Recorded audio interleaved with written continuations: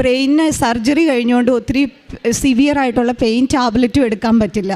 അപ്പം ഞാനിങ്ങനെ അമ്മ മാതാവിനോട് പ്രാർത്ഥിച്ചു പറഞ്ഞു, മാതാവ് എനിക്കൊന്നും ചെയ്യാൻ പറ്റത്തില്ല, നിനക്കറിയാലോ എന്ന് പറഞ്ഞിട്ട് നെഞ്ചിരിച്ച് ഉപ്പും തൈലവും പരട്ടി അവിടെ വെച്ച് പ്രാർത്ഥിച്ചു. പിറ്റേ ദിവസം രാവിലെ തൊട്ട് എൻ്റെ പല്ലുവേദന പൂർണ്ണമായിട്ടും മാറി. അപ്പോൾ അത് കഴിഞ്ഞ് അതിൻ്റോടൊപ്പം തന്നെ എല്ലാ ദിവസവും ഇങ്ങനെ പ്രാർത്ഥന ചൊല്ലിക്കൊണ്ടിരിക്കുവാണ്. അപ്പം എനിക്ക് ബ്രെയിൻ സർജറി കഴിഞ്ഞ് എൻ്റെ കണ്ണ് റൈറ്റ് സൈഡിലെ കണ്ണ് എനിക്ക് തുറക്കുന്നതിന് ബുദ്ധിമുട്ടായിരുന്നു. അപ്പം ഞാൻ ജൂൺ 30 ഞാനും ഓൺലൈനിൽ ഉടമ്പടി എടുത്തു. എൻ്റെ ചേച്ചിയും ഒത്തിരി സ്വന്തപ്പെട്ടവരും ഒക്കെ എനിക്ക് വേണ്ടി ഇവിടെ വന്ന് ഉടമ്പടി എടുത്തു.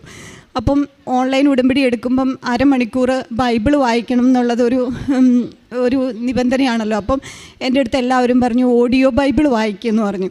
അപ്പോൾ ഓഡിയോ ബൈബിൾ കേൾക്കാൻ പറഞ്ഞു. അപ്പോൾ ഞാൻ അങ്ങനെ കേൾക്കുമ്പോഴത്തോട്ടും ഈ സർജറിയും റേഡിയേഷനും എല്ലാം കാരണം ഞാൻ അപ്പം തന്നെ ഉറങ്ങിപ്പോകുമായിരുന്നു. അപ്പം ഞാൻ എൻ്റെ വലത് കണ്ണിനായിരുന്നു പ്രശ്നം. വലത് കണ്ണ് അടച്ചു വെച്ച് ഇടത് കണ്ണുകൊണ്ട് മാത്രം ബൈബിൾ വായിച്ചു തുടങ്ങി. അപ്പം ഒരു 2 വീക്സ് കൊണ്ട് എൻ്റെ ഈ കണ്ണിൻ്റെ ഇത് ഫുള്ള് മാറി. വലത് കണ്ണ് എനിക്ക് അല്ലാതെ എന്നെ കാണുന്ന ഒരാൾക്ക് മനസ്സിലാവും എൻ്റെ കണ്ണ് ഞാൻ നോക്കുന്നതും നടക്കുന്നതും എല്ലാം അങ്ങനെയായിരുന്നു. അതും അപ്രത്യക്ഷമായി. എനിക്ക് ഓൾറെഡി ഒരു ബ്രെയിൻ സർജറി കഴിഞ്ഞതായതുകൊണ്ട് സ്ട്രോക്ക് വരാനുള്ള സാധ്യത കൂടുതലാണ്. അതുകൊണ്ട് അതിന് ആർട്ടിഫിഷ്യലായിട്ട് അത് ക്ലോസ് ചെയ്യണം എന്ന് പറഞ്ഞു. അപ്പോഴത്തോട്ട് എനിക്ക് ഭയങ്കര പേടിയായി. ഇനി വീണ്ടും ഒരു സർജിക്കൽ പ്രൊസീജിയറിലൂടെ എനിക്ക് കടന്നു പോകുന്നതിനെക്കുറിച്ച് ഓർക്കുമ്പോൾ പേടിയായിരുന്നു. അപ്പോൾ എന്നും തൈലം പുരട്ടി മാതാവിനോട് പറഞ്ഞു, അടുത്ത എക്കോയിൽ ഇതുണ്ടാവരുതേ മാതാവേ, ഈ PF അവിടെ ഉണ്ടാവില്ലെന്ന് പറഞ്ഞു.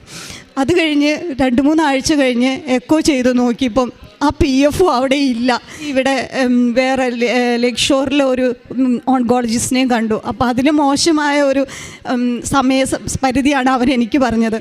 അപ്പം ഞാൻ മാതാവിനോട് പറഞ്ഞു, മാതാവേ, നീ നിൻ്റെ മകൻ്റെ കൂടെ 33 വർഷം ജീവിച്ചല്ലോ. ഞാൻ എൻ്റെ മക്കൾക്ക് 8 വയസ്സും 3 വയസ്സും അല്ലേ ആയിട്ടുള്ളൂ. എനിക്ക് നീ സഞ്ചാരി മാതാവ്, സമയത്തിൻ്റെ മാതാവല്ലേ, എനിക്ക് സമയം കൂട്ടി തന്നെ മാതാവേ എന്ന് പറഞ്ഞു.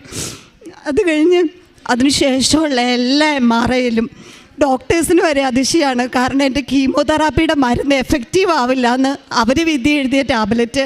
അതുകൊണ്ടല്ല ഞാൻ സുഖപ്പെട്ടതെന്ന് എനിക്ക് നല്ല ഉറപ്പാണ്. എൻ്റെ മാതാവും ഈശോപ്പയും എന്നെ സുഖപ്പെടുത്തിയത്. No more ഗ്രോത്താണ്. അപ്പം ഞാൻ എന്നും ഈ ഓൺലൈനിൽ ഉടമ്പടി കൂടുമ്പോഴും അതേപോലെ തന്നെ ഈ യൂട്യൂബിലെ സാക്ഷ്യങ്ങൾ കേൾക്കുമ്പോഴും ഞാൻ ഈ മാതാവിൻ്റെ ഈ രൂപം കാണുമ്പോൾ ഞാൻ എന്നും പറയും, എൻ്റെ മാതാവേ, എനിക്ക് ഒന്ന് വന്ന അമ്മേനെ കാണാൻ പറ്റണേ. എനിക്കറിയാം എനിക്കിവിടെ വരാൻ പറ്റിയ അത് സാക്ഷ്യം പറയാൻ വേണ്ടിയിട്ടായിരിക്കുമെന്ന്.